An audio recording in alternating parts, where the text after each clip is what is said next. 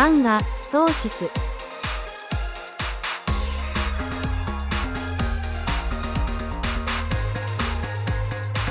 ご覧のスポンサーの提供でお送りします。人参漫画コミックスでプラフヒソケパーカー。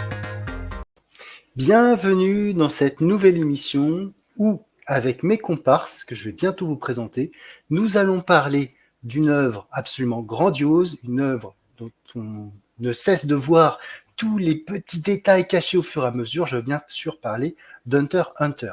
Et pour m'accompagner, eh bien, qui d'autre que AG Manga.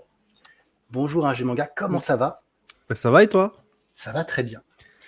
Et ça n'est pas le seul, puisque nous aurons aussi droit à Comics du Prof avec nous. Salut. Ça va bien? Ça va bien. Content d'être là pour parler d'Hunter x Hunter.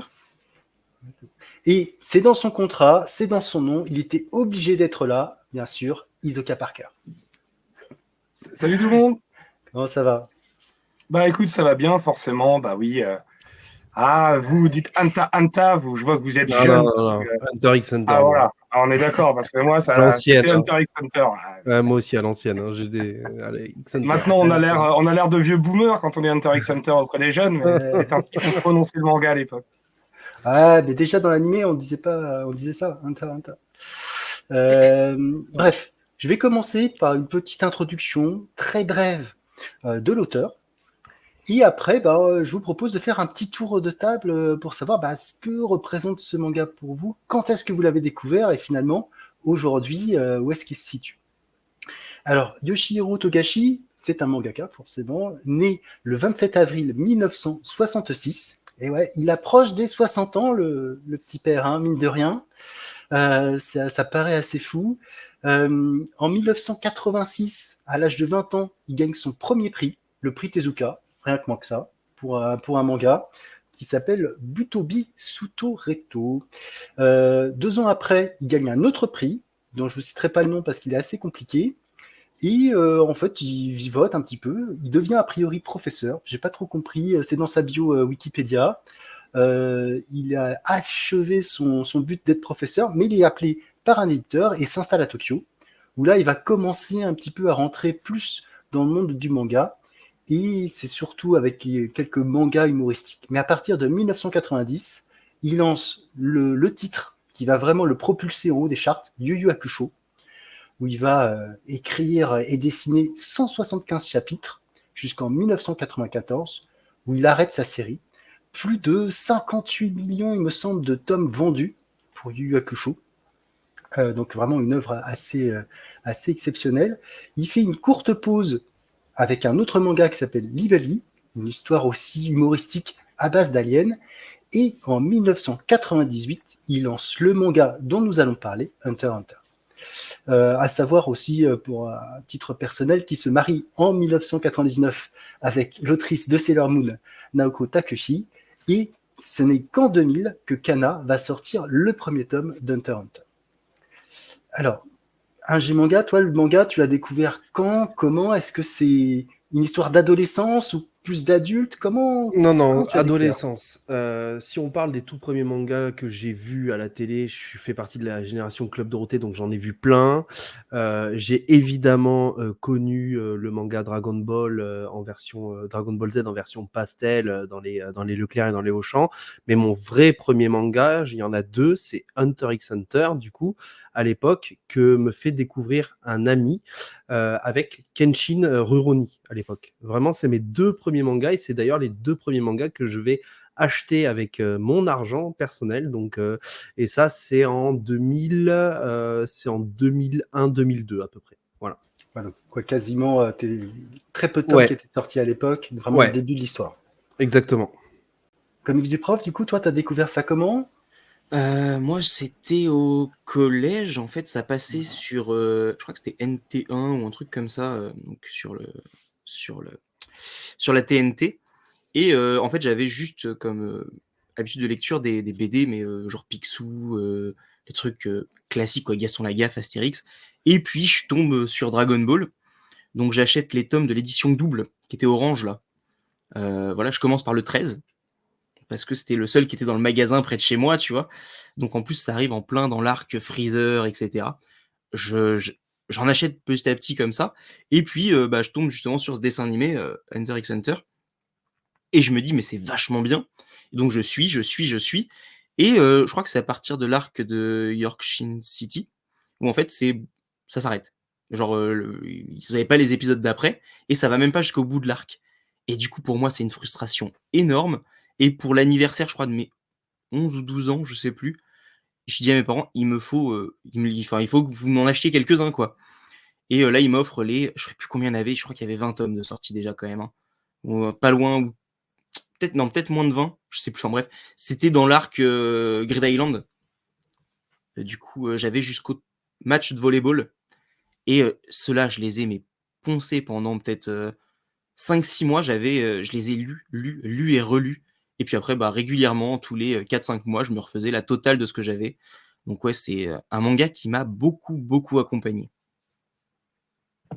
Si je Ah puis me ouais. permettre, je crois que c'est plutôt un match de ballon prisonnier. Balle aux prisonniers, oui, mais c'est que Mais j'avais l'effet, en fait, c'est un joueur de volley, laser, etc. Donc, oui, c'est ballon prisonnier.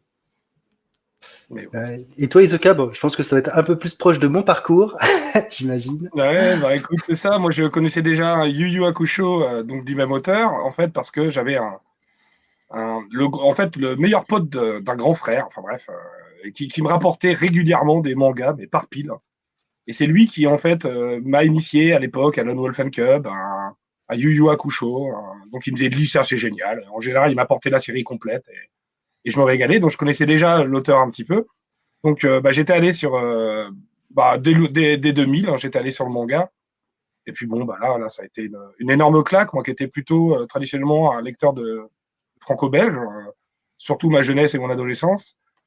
Là, j'ai vraiment découvert le manga. C'est-à-dire qu'évidemment, j'avais les Dragon Ball à 14-15 ans en pastel. Pareil, c'était vraiment mes premiers mangas parce que tu as parlé du Club Dorothée. Évidemment, c'était clairement, moi, mon enfance. Hein, le Club Dorothée, c'est ce qui a fait que voilà, City Hunter aujourd'hui, Senseiya, Dragon Ball, évidemment, ça vient de tout ça. Même Hokuto no Ken, finalement. C'est un grand plaisir de retrouver les œuvres telles que les œuvres originales. Et nous, des fois, on a eu des adaptations fidèles et beaucoup moins. Ça dépend des dessins animés, forcément. Ah, mais c'est ça. C'est très très vrai. Hein. D'ailleurs, ils ont de la chance, la génération d'aujourd'hui. Parce que ce C'est qu'ils voient clair. dans le manga, ils le voient à la télé. Hein. Je me C'est ça, rappelle parce d'une que. époque où c'était pas du tout le cas. Ah bah non, absolument pas. Les doubleurs s'offusquaient d'une telle violence et du coup mettaient beaucoup d'humour dans leur manière de faire. Ouais. Les Maurice, les Gérard, tout ça quand Ah on oui, allait c'est dans, ça. dans Alors, Nuclear Club. c'est vrai que tu Les parles temps des sont durs doubleurs. comme les œufs, on s'en souvient. Tu parles des doubleurs, mais tu parles aussi des fins complètement alternatives. Tout à fait. Tout Donc, à fait, parce aussi. qu'il faut aussi. Ça c'est vrai, on en parlera peut-être à un moment ou un autre, les différences qu'il peut y avoir ou les similitudes entre le manga papier et l'adaptation animée. Tu as GTO, raison, hein, G. typiquement. Absolument. Et tu as raison, hein, G. Même Akira, il y a plein de choses Ouais. comme ça, où souvent l'adaptation animée, elle est en avance sur le manga, et donc elle est obligée de bricoler. C'est ce qu'on voit dans les épisodes fillers. filler parfois. C'est C'est ça. terrible. Hein. Parce que Mais- moi, je vous avoue, j'ai très peu connu le dessin animé. Moi, c'est vraiment le manga papier que j'ai découvert. pareil. Hein. Pareil, ouais. Et là, moi, j'ai pris une claque, moi qui connaissais surtout Dragon Ball en shonen. Là, tout d'un coup, pour moi, on a complètement redéfini le genre. À ce jour, je pense que ça reste mon shonen préféré. Enfin, pour moi, il est inégalé, peut-être même inégalable. On en reparlera à travers les différents arcs. Non, mais c'est intéressant parce que il y a des arcs tellement différents les uns des autres, tellement incroyables dans ce qu'ils évoquent. Enfin, on en reparlera, mais c'est passionnant. Je continue de dire X, désolé. Anta. Tout à fait. Moi, j'ai un parcours effectivement un peu similaire parce que je connaissais Yu Yu Hakusho de nom. J'avais même les cassettes vidéo à l'époque. J'avais acheté. Mais j'avais quitté le manga en fait à ce moment-là. Dans les années 2000, j'étais 96, je découvre le comics et du coup, j'avais laissé tomber un peu le manga. Et pendant l'été 2000, un copain me dit tiens, tu devrais lire ça, c'est bien. Et c'était le premier tome de Yu-Gi-Oh! Et du coup, je me suis remis au manga. Et à l'époque, il y avait 3 titres qui arrivaient. Il y avait Hunter x Hunter, il y avait One Piece, il y avait Shaman King. Et c'est vrai que c'est des titres qui, à l'époque, venaient de sortir. C'était tout neuf. Il y avait une espèce de hype par rapport à ça. Il y avait des graphismes qui sortaient aussi un petit peu de la norme à l'époque. Et donc, j'avais acheté juste 2. J'avais pas acheté Shaman King. J'avais acheté pour un copain. Du coup, c'est lui qui suivait la série et moi qui récupérais.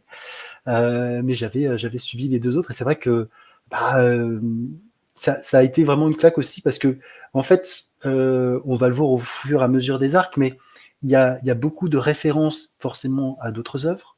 Il y a des clins d'œil, mais il y a aussi des réinventions où on se dit mais pourquoi l'auteur il a pas pensé à ça quand il a fait tel ou tel manga, ça aurait donné un peu plus. Et c'est bien la force de Togashi, c'est qu'il a réussi à recycler plein de choses, à les améliorer, des fois non, on en parlera, hein, tout n'est pas parfait dans son œuvre, mais en tout cas, ça a changé quand même pas mal de choses. Et je dis, moi, perso, je n'ai jamais vu les deux dessins animés, les deux animes qui sont sortis, donc j'ai un avis vraiment purement manga sur ce tome. Et d'ailleurs, on va peut-être commencer du coup. Alors, l'idée de l'émission, c'est qu'on fasse arc par arc.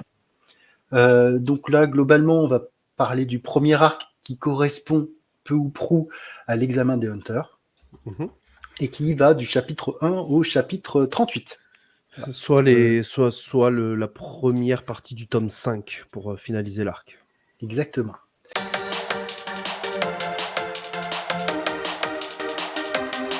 Je vais donc commencer par un petit résumé du tome 1. Le tome 1 qui va mettre en place un certain nombre de choses dans l'histoire et tout d'abord nous présenter ce qui semblerait être le personnage principal, Gon, et surtout cette introduction au Hunter. Mais qu'est-ce que sont ces personnages ? Pourquoi ce titre qui d'ailleurs fait l'objet de blagues un un moment donné, parce que forcément le titre suscite des questions. L'auteur d'ailleurs s'en a expliqué. Que c'est une blague par rapport à une émission télé où le titre était répété 2 fois, donc lui ça l'avait amusé à l'époque, il me semble que c'était quelque chose comme ça. Et donc on découvre ces hunters qui sont finalement des espèces de super aventuriers à la recherche de trésors et surtout qui s'investissent vraiment à fond et qui risquent parfois même leur vie pour trouver des choses cachées de ce monde. Et donc on va faire connaissance avec God, qui est un enfant, il a un peu moins de 12 ans, c'est dit comme ça dans le manga, donc on considère qu'il a 11 ans et demi. Il habite sur l'île de la Baleine, île qui porte bien son nom d'ailleurs. Il est élevé par sa tante, et on découvre très très vite que c'est un garçon plein de ressources, qui n'a qu'un seul but, c'est de remplir un formulaire pour devenir hunter. Et au fur et à mesure, on va découvrir pourquoi, on va découvrir un personnage qui... est-ce que c'est du foreshadowing maintenant qu'on a lu un peu plus ou pas ? Mais enfin, le personnage de Kaito, qui va l'introduire au monde des Hunters, lui révéler des secrets sur sa paternité, et surtout sur le monde qui l'entoure, parce qu'on voit bien que les habitants de l'île de la Baleine sont quand même un petit peu chez eux. L'extérieur, c'est un petit peu compliqué, on le verra par la suite, mais ils ont l'air quand même assez en vase clos. Et donc, connaissant tout ça, Gon décide de devenir hunter parce qu'il a envie, finalement, c'est la recherche du père, ce père qu'il a laissé, élevé par sa tante, et donc il va y aller.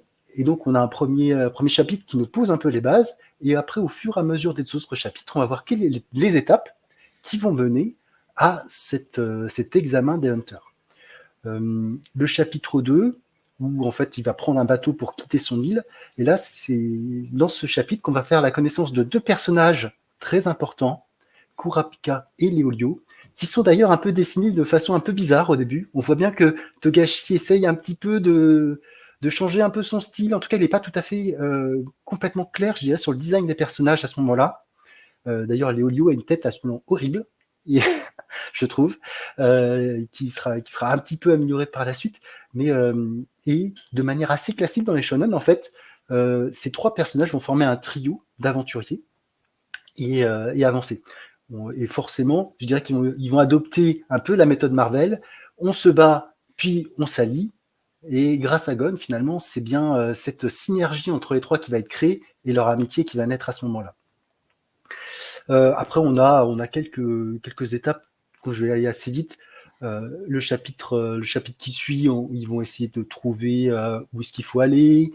Ils vont avoir un quiz qui va aussi commencer à poser quelques bases sur l'ambiguïté morale ou pas des hunters, à l'aide du fameux quiz palpitant à 2 réponses.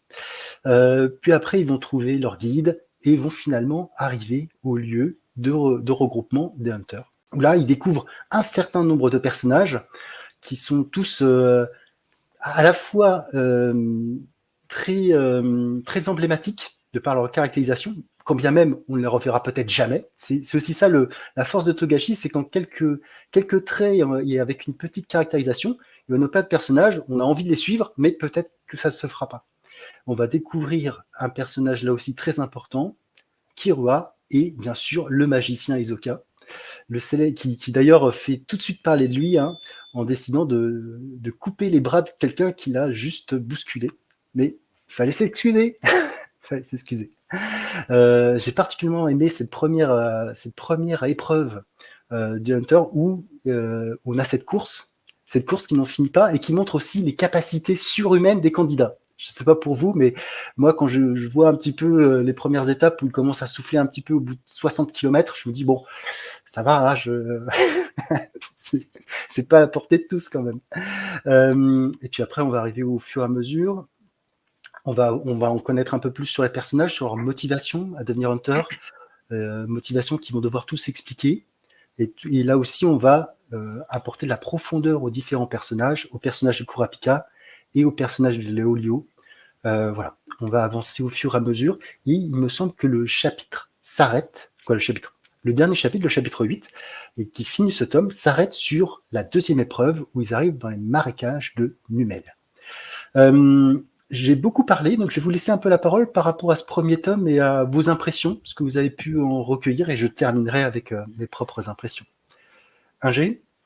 Premier tome qui se veut relativement chill, comme l'a dit Zoka tout à l'heure, parce que rendons à César ce qui appartient à César, il y a une vraie volonté de la part de Togashi de ressembler, ou en tout cas d'être dans le mood d'un Dragon Ball, honnêtement, que ce soit dans la caractérisation du personnage ou voilà, le personnage il vit sur une île un petit peu à part, comme l'était Sangoku avec son grand-père, une vraie affinité avec la nature, avec les animaux, etc. Alors moi à l'époque, quand je lis pour la première fois Hunter x Hunter, je ne connais pas Yu Yu Hakusho, que je découvrirai vraiment après, mais aujourd'hui on peut le dire, il y a une vraie similitude entre tous les personnages de Hunter et de Yu Yu, que ce soit Gon avec Yusuke, que ce soit Kirua avec Iei, que ce soit Leolio avec Kuwabara par exemple, ou encore Kurapika avec Kurama. On pourra faire des similitudes, hein, même au travers des deux œuvres. Moi je suis conquis, honnêtement, ça se veut assez simple, à la fois assez mystérieux dans ce que ça veut nous raconter autour du Hunter et ce que ça veut laisser en termes de mystère. J'aime bien la quête un peu naïve du personnage, qu'il faut le dire, qui veut être Hunter pour retrouver son père, mais qui d'une certaine manière est touchante parce que en fait il n'a pas eu de vraie jeunesse en réalité. Et il a un petit truc, Gon, il a un petit truc charmant, il a un petit truc mystérieux qui fait que t'as envie de suivre ses aventures, au même titre que quand t'en apprends un petit peu plus. Alors je sais plus si c'est dans le tome 1 que t'en apprends un peu plus sur l'histoire de Kurapika, typiquement, sur l'histoire de son clan. Je trouve que déjà tout de suite ça donne une autre profondeur au tome, et ça donne vraiment un côté beaucoup plus noir que ce que j'ai dit pour le reste, sans savoir finalement que autour d'eux, après, il y aura Kirua qui, justement, sera encore plus noir et plus sombre. Mais non, c'est un premier tome, moi, qui me conquit. En général, je me laisse toujours entre 3 et 5 tomes pour découvrir un manga et me faire un vrai avis. Hunter x Hunter n'a pas eu besoin, en fait, que j'aille aussi loin. Avec juste ce premier tome, il m'avait carrément conquis. Comics du prof, toi, du coup ? Moi, du coup, j'avoue que j'ai aussi beaucoup aimé ce tome 1, forcément. Et je trouve qu'on te présente bien Gon dès le départ. C'est un personnage qui est très intuitif, qui a beaucoup de capacités liées au sens, plus qu'à la force. Enfin, il y a la force, il y a tout ça, mais il a un très bon odorat. Il sait observer. Il va dire à Mito, donc je crois que c'est Mito qu'elle s'appelle, sa tante, qu'il voit qu'elle ment, parce que quand elle ment, elle détourne toujours le regard. Voilà, il va donner des petits indices comme ça. Il va parler au capitaine du bateau en disant non, mais là ils sont pas sérieux, ils vont pas s'entretuer, ils vont pas faire ci. Enfin, il y a toujours des choses où il sent les choses avant les autres, et il est toujours très stoïque. Il est jamais surpris, ou en tout cas pas sur les choses sur lesquelles on pourrait s'attendre à ce qu'il soit surpris. Là où il va être un peu plus surpris, c'est des choses qui sont plutôt banales en fait, mais qui démontrent qu'il n'a pas une grande connaissance du monde. Juste, il le comprend intuitivement, et ça, dès le premier tome, tu l'as, et c'est juste une caractérisation parfaite. Tu as déjà tout ce que sera le personnage dès le premier tome. Et ouais, ça c'est juste génial. Killua, pareil, tu vois déjà les prémices de ce qu'il sera, avec ce côté un petit peu détaché, où il cherche l'attention de Gon, mais il va pas aller beaucoup plus loin. Dans la course, le début de la course, du coup, parce que la première épreuve se termine en fait à la fin des marécages, il me semble. C'est une première épreuve en 2 étapes. Et donc dans la première étape, quand il monte les escaliers et que t'as Kurapika qui va te donner toutes ses raisons, donc son clan qui a été décimé et tout, et que Leolio il dit ouais mais moi je m'en fiche, ta raison elle est bonne, mais ma raison aussi de gagner du fric, elle vaut tout autant que la tienne. Il n'y a pas une raison qui est meilleure que l'autre. Et déjà tu pars sur un principe où la moralité dans cette œuvre-là, bah ça va pas être quelque chose de noir et blanc. On est vraiment dans du gris, dans les motivations et tout. Et je trouve que faire ça dès le tome 1, même si au final Leolio, moi il y a les deux que je dis parce que entre l'animé et le manga, voilà, j'ai pris un peu des deux. Et du coup, dès le tome 1, tu comprends qu'il a quand même un bon fond, mais quoi, lui, il cherche quand même l'argent et que c'est pas pour autant que ses motivations sont moins intéressantes et moins valables que celles de Kurapika. Alors que dans la plupart des shonen classiques, c'est celui qui veut faire le bien, qui va l'emporter, qui voilà. Et là déjà, on casse le manichéisme dès le premier tome. En plus, bon, les personnages, t'as Tampa, dont on n'a pas parlé, je crois, qui est le casseur de nouveau, qui va leur donner des boissons pour les rendre malades dès le début de l'épreuve. Enfin, d'ailleurs, Gon qui démarque ça. Enfin, voilà. Il y a plein de petites trouvailles comme ça qui, je trouve, dès le premier tome, te posent tous les personnages, tout en te proposant une aventure hyper agréable à suivre. Et c'est quelque chose que je trouve on retrouve de moins en moins maintenant dans les comics, dans les mangas modernes. Je trouve que dans les mangas modernes, on se concentre plus sur les péripéties que sur la construction de personnages. Alors est-ce que maintenant on a moins le temps aussi ou pas, je sais pas, mais en tout cas, voilà. Après, ouais, je sais pas si on s'attarde moins sur les personnages ou s'il faut tout de suite que le personnage soit un petit peu dans les clichés de badassitude qu'on a, alors que je sais pas, mais on peut en reparler.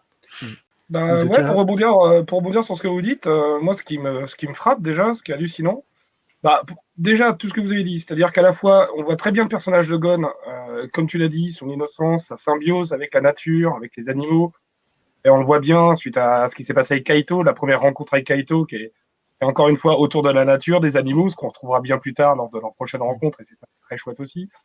Et on voit aussi sa détermination. Je pense que c'est quelque chose qui est très important dans la caractérisation de Gon, c'est sa détermination. C'est-à-dire que la scène où il a ce petit ours renard dans les bras, et il se fait griffer et encore, les larmes aux yeux, il souffre en silence, mais c'est sa détermination qui prend le pas sur sa souffrance. Et ça, c'est très fort, et on va voir que ça va suivre le personnage de Gon jusqu'à loin. Tu parlais aussi de Leolio, effectivement, Leolio, la conversation qu'ils ont, Leolio et Kurapika, pendant qu'ils font des espèces de bien plus qu'un marathon, hein, et comme tu le dis, hein, c'est des surhommes, hein, sinon c'est pas drôle, sinon toi, moi, peut-être, si on est marathonien, on pourrait passer l'examen de Hunter, ça serait moins rigolo. Mais effectivement, leur conversation est géniale, hein, comme tu l'as dit, comme ils disent prof, chacun explique ses motivations. Tu dis que c'est pas si manichéen et tout, quand même, là c'est quand même très mignon, dans le sens où finalement c'est très noble, Leolio. Il veut de l'argent, mais pourquoi veut-il de l'argent? En fait, voilà. Tu sais, c'est ça qui est intéressant dans les caractérisations de personnages. Des fois, on a les faux durs, les faux méchants. Leolio, c'est un faux tout, en fait. C'est un faux déconneur, c'est un faux tout qui masque beaucoup de choses, beaucoup de fragilité. C'est ce qui m'avait plu dans ce personnage aussi. Tu veux dire, comme Agé le disait tout à l'heure, Leolio Kuwabara, c'est un peu les mêmes, quoi. C'est les durs au grand cœur, quoi. Ah ben non, mais tu as raison, Angers, elle était super ton analogie. On voit bien qu'il y a le personnage qui est diamant brut, hein, qui est plein d'innocence, et en même temps qui est déterminé et qui n'est jamais dans le jugement. C'est-à-dire qu'on peut lui dire les pires des horreurs, il va pas vous juger. Il est comme ça, ah bon, bah d'accord, c'est comme ça. Il y a l'autre qui, lui, dont on doit se méfier, mais en même temps, c'est un pétard ambulant, mais en même temps, c'est... Enfin, voilà, vous doutez bien c'est Killua. Enfin, effectivement, on a effectivement un petit peu le personnage androgyne aussi de Kurapika. D'ailleurs, on dit mademoiselle à un moment, mais on reviendra un petit peu sur son genre. Des fois, dans ça les passe premières versions, effectivement, ils n'étaient pas tout à fait clairs, mais je crois que c'est lié à l'écriture de Togashi, je sais pas. Mais oui, non, mais c'est possible que déjà l'ambiguïté, quand tu vois, comme tu l'as dit, le personnage de Kurama qui avait déjà cette ambiguïté-là et ce côté androgyne. On peut parler dès le tome 2 de l'ambiguïté autour d'Hisoka aussi. Hein. Bien sûr, bien sûr. Il est Bah, très androgyne aussi, hein, Hisoka. Hein. Oui, non, bah, il a plein d'ambiguïtés, effectivement. Et je voulais juste revenir sur une chose, effectivement, que vous avez un petit peu dit, en fait. C'est que moi, ce qui m'a énormément surpris en très bien, c'est le rythme. Le rythme du manga est fou. On ne Ouais. s'ennuie pas une seconde, ça n'arrête pas. Tous les 2 chapitres, on a un autre endroit. On commence. Il quitte l'île à la fin du premier chapitre, hein, on n'a pas le temps. Hein. Paf, allez. Ensuite, on est en bateau. Même le bateau est intéressant. On voit bien que le fils fait penser au père, donc on voit bien. Ouais. En fait, comme tu l'as très justement dit, Old Geek, c'est ça qui est intéressant chez Togashi. Il puise dans du classique, hein, mais il va en faire quelque chose déjà de plus rythmé, de dynamique. On présente les acolytes du protagoniste très rapidement, puis aussi un des antagonistes les plus importants, en plus antagoniste, enfin voilà, comme tu l'as dit, Hisoka avec son ambiguïté qui est très forte. Donc effectivement, là, ça commence fort. Togashi nous présente des bases hyper solides, hein, et on a hâte de continuer à ce moment-là, quoi. C'est clair. Après, moi, ce que je trouve intéressant, c'est que, alors, moi, je trouve que le personnage de Gon, à ce moment-là, évolue quand même beaucoup vers la suite du manga, où c'est cette question d'ambiguïté et effectivement, de détermination lui font parfois traverser la ligne de ce qui est bien, pas bien. C'est pas aussi, c'est un personnage qui est pas aussi pur que ça au fur et à mesure du manga. Il va vraiment évoluer. On le verra dans l'arc Chimérante. Hein. Ouais. Tout à fait. Mais tu vois, il y a une conversation, je sais plus dans quel tome c'est, donc je voudrais pas me tromper, mais entre Gon et Killua lui annonce un petit peu quelle est sa Oui. nature, et quelle est la Tome nature de 3. ses parents. Voilà. Tome 2 ou tome Vivre 3. en gros. Ouais, ah oui, alors donc on en reparlera. On en reparlera. Ça. Oui, on en reparlera. Mais effectivement, comme tu l'as dit, rien ne semble véritablement le choquer par rapport aux motivations ou ce que peuvent faire les autres.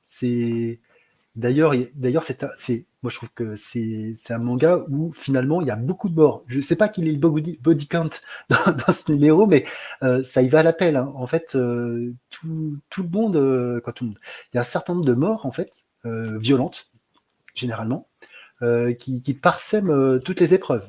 Et là, la première épreuve, alors ça va être plus le cas dans le deuxième tome dont on va parler, mais déjà on voit qu'il y a une certaine violence dans le monde qu'ils habitent. Et d'ailleurs, c'est aussi intéressant de voir par rapport à ce premier tome, c'est que le monde finalement, on ne comprend pas très bien. C'est un monde imaginaire qui est pas du tout par rapport à Yu Yu Hakusho qui était un monde un petit peu réaliste, pseudo-réaliste, hein, parce que là, on est dans un monde dont on n'a pas toutes les bases. Les bases vont se construire au fur et à mesure. Ouais, Voilà, on va en parler on nous le dit dès le départ, en fait. Dès le départ, quand on t'annonce ce qu'est l'univers dans lequel tu plonges en tant que lecteur, on te dit terre inexplorée. Donc on sait qu'il y a des terres inexplorées dès le départ et on sait que justement ce qui anime le Hunter, en tout cas au premier tome et même au premier chapitre, c'est justement cette force un peu très attirante de la découverte, du mystère, dont on te dit clairement, on te vend clairement un monde dont on n'a pas toute la connaissance et l'étendue, la découverte de l'étendue en fait. Donc ça c'est plutôt intéressant. Après, pour revenir sur la carte de Hunter x Hunter, elle est quand même très très très inspirée de notre monde. On en reparlera dans l'arc York Shin City, mais York Shin City qui reprend ni plus ni moins que New York. Mais il y a plein de similitudes aussi à notre monde, hein, de façon générale sur Hunter x Hunter. Hein. Et sachant que ça on évolue va en parler au fur et à mesure.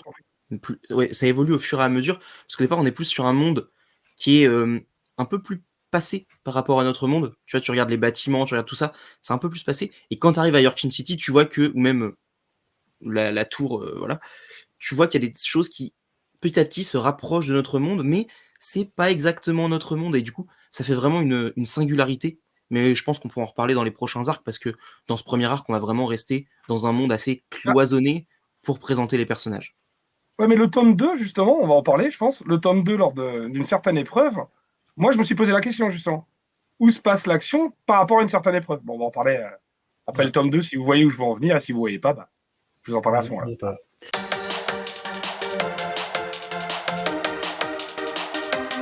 Et ben justement, le tome 2. Donc, alors je vais revenir un petit peu sur la fin du tome 1, du coup, parce que je crois qu'il y a un chapitre dont tu n'as pas parlé, justement, au moment où ils sortent du tunnel dans lequel ils étaient, à la fin de la première épreuve, et Hisoka, qu'on n'avait pas revu depuis le moment où il a tranché des membres, eh bien, va réapparaître en démasquant un homme singe qui essaye de se faire passer pour un candidat, qui accuse le juge d'être un homme singe. Les hommes singes, c'est des personnages qui sont métamorphes et qui peuvent se transformer en quelqu'un d'autre, en gros. Et du coup, Hisoka apparaît et il le tue de manière très violente avec ses cartes. Et donc, on comprend que ces cartes sont des armes. Donc déjà, tu te dis, bon, il doit avoir une sacrée force, parce que pour tuer avec des cartes, il faut quand même y aller. Il est très précis. Et déjà, tu montres que il est dangereux. Voilà. Et en plus, qu'il est très intelligent. Ça commence dès le début, il est très dangereux, tu vois. Je dirais que là, Oui, non, mais... c'est encore plus montré, mais Ah oui, non, mais bien sûr. Et ça va encore c'est plus se montrer à ce moment-là, parce que tu vas voir, justement, dans la deuxième épreuve, il passe dans des marais. Et dans les marais, en fait, ce qu'il va y avoir, c'est qu'il y a des pièges partout. Il y a des créatures qui sont parfois mi-humaines, mi-autre chose. Il y a des créatures, des sortes de crapauds géants qui vivent sous terre et qui vont avaler les gens. Enfin, voilà, tu as plein de petites trouvailles comme ça qui vont mettre un danger sur les personnages. Et il y a une brume dans ces marais. Et puis à un moment donné, ils entendent des cris. Et ils pensent que c'est des pièges qui se déclenchent et tout. Et en fait, non, c'est Hisoka qui a décidé de jouer le juge parce que l'épreuve est trop simple. Et donc, il va un peu écrémer les candidats en les confrontant à un défi. Et Léolio va se retrouver à affronter... Ou Léolio, je crois que c'est Léolio, j'ai un petit doute. Oui. Oui, Léolio va se retrouver à affronter Hisoka et il va perdre. Mais il va oser l'affronter. Et Gon, qui aurait pu s'échapper, en fait, va venir et essayer de... Enfin, va donner un coup de sa canne à pêche, enfin, avec l'hameçon de sa canne à pêche, comment on appelle ça? L'appât, le petit flotteur. Ouais, Le petit flotteur de sa canne à pêche sur le visage de Hisoka, qui va leur dire qu'ils ont réussi l'épreuve. Il va assommer Léolio et il va partir en laissant Gon repartir. Sachant que, je ne l'ai pas dit, mais quand il écrème les candidats, on nous montre qu'il fait ça avec une facilité déconcertante et de manière très graphique. Et donc Gon va prendre Léolio sur son épaule et va suivre le parfum d'Hisoka pour retrouver le chemin. Et partout où il va passer, il va voir... C'est Hisoka qui prend Léolio sur son épaule. C'est Hisoka qui prend Léolio, excuse-moi. Ouais. Et du coup, Gon va suivre le parfum de Léolio, justement d'ailleurs. Et il va voir que sur le chemin, il y a encore des gens qui vont être attachés à des arbres grâce à des cartes, etc. Et ils vont arriver sur le lieu de la deuxième épreuve. Et sur le lieu de la deuxième épreuve, en fait, c'est 2 hunters gourmets qui les attendent. Un immense homme qui est rond, hein, on peut dire ça, je pense, et une jeune femme toute fluette, et qui sont chacun un des membres du jury pour la deuxième épreuve. Et là, on comprend que les jurys, eh bien, en fait, c'est des hunters eux-mêmes, et qu'ils ont choisi l'épreuve qu'ils vont faire imposer aux candidats. Et là, le hunter qui est un peu plus grand et massif va demander de lui cuisiner du porc rôti, du cochon rôti. Les cochons sont énormes et en fait, ils n'ont qu'un seul point faible. Ils vont vite le trouver, ils vont cuisiner, on va voir qu'il va manger plus que ce qu'il est capable et qu'il va accepter tout le monde. La deuxième hunter... Sachant qu'à ce moment-là, je crois qu'il reste 70 personnes dans le concours, dans l'épreuve, alors qu'ils étaient déjà à 400. Ce qui donne quand même une indication sur l'écrémage, entre guillemets. Ouais, c'est ça. Sachant que le marais, c'est là où il y a eu le plus d'abandon.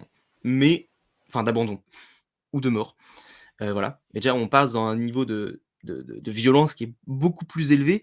Et d'ailleurs, au niveau graphisme, ça se voit. Mais du coup, ouais, la deuxième, donc la petite femme fluette, elle leur dit « Cuisinez-moi des sushis, je crois. » Oui, des sushis. C'est ça. Sauf qu'en fait, donc là, tu comprends que t'es pas au Japon. Voilà. Et que t'es même pas sur Terre, en fait. Parce que c'est quoi des sushis? Qu'est-ce que c'est que ça? Et c'est là où je voulais en venir, tu vois. Et il y en a un qui dit « Ouais, chouette, c'est ce qu'on a d'où je viens. » Donc c'est là où tu peux te dire qu'il y a peut-être plusieurs choses, quoi. Qui est d'ailleurs un ninja qui fait quand même référence à la culture japonaise, du coup. C'est ça. Bien sûr.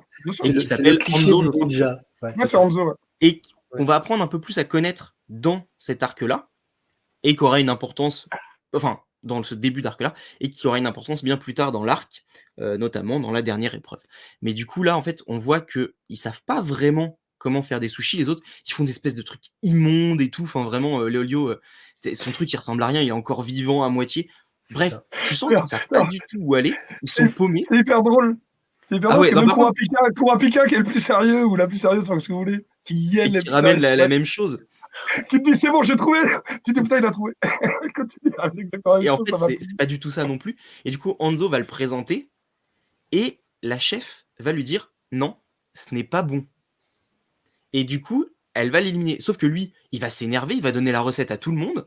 Et comme tout le monde a la recette, bien sûr, tout le monde va essayer. Sauf que la juge, énervée par cet effet, par ce truc-là, Spoil pas va trop, être spoil pas trop. Ouais. Je pense qu'on est obligé de spoiler un petit peu quand même. Oui, mais bon. Ouais. elle va être très sévère. Bah, du coup, si, je suis obligé de le dire, parce que sinon, tu peux pas dire la suite. Elle va éliminer tout le monde. Bah non, t'aurais pu passer sans le dire. Bah non, parce que du coup, ils sont obligés de refaire l'épreuve. Et t'as Ouais, justement Netero qui vient. Et Netero, tu comprends que c'est pas n'importe qui, parce qu'il fait la morale à une Hunter qui est juge. Et on apprend, je sais plus si c'est dit exactement, mais qu'en gros, c'est un très très grand Ah bah, Hunter. je crois qu'on dit que c'est le Non, président. Hein. Le il président. dit juste que c'est le président. Par Ouais. contre, à un moment, effectivement, ils disent que c'est un très vieil Hunter parce que ça fait des années qu'il dit qu'il a 100 ans. Ouais. Ouais. C'est Premier- peut-être à ça que tu fais Ça- référence. Sa C'est case assez marrant, d'ailleurs. d'apparition, elle est incroyable. Oui. Le gars tient en équilibre sur ses orteils une petite assiette avec un petit cocktail dessus. En Ouais, équilibre puis sur quand il ses descend orteils. du Oui, dirigeable, il bien saute, sûr. enfin vraiment. Bref. Et du coup, il lui fait la morale, il lui dit bah non, là t'as été trop loin, ce que tu voulais étudier, c'était ça, ça, ça. Et donc elle admet qu'elle s'est plantée, et donc du coup, tu te rends compte que les Hunters, ils sont vraiment humains, c'est pas juste des surhommes, enfin voilà. Ils ont chacun un caractère bien trempé, un peu caractériel même. Et du coup, elle leur donne une autre épreuve qu'ils vont pour la plupart réussir et qui est finalement assez anecdotique. Vraiment, juste aller chercher des œufs. Bon, je dirais pas quels œufs, mais au final, non, mais vraiment, c'est expédié en 2 pages, quoi. La Bah manière dont oui, c'est fait. c'est un saut Et ça, élastique sans élastique quand même. C'est pas évident, évident. faut se Mais raccrocher. ils en sont capables. Il faut s'accrocher. Ouais. Voilà. Et du coup, bon, il y en a d'autres qui sont qualifiés et ils remontent à bord du dirigeable pour aller vers un autre lieu. Et vraiment, on a encore ce rythme très, très rythmé parce que ça n'arrête pas. Et dans le dirigeable, t'as Gon qui justement demande à Kurapika bah, d'où il vient, etc. Et lui, il lui dit bah, mes parents, ils sont tueurs. Et la réaction de Gon, elle est énorme parce qu'il lui dit vraiment, sa réponse, c'est tous les deux.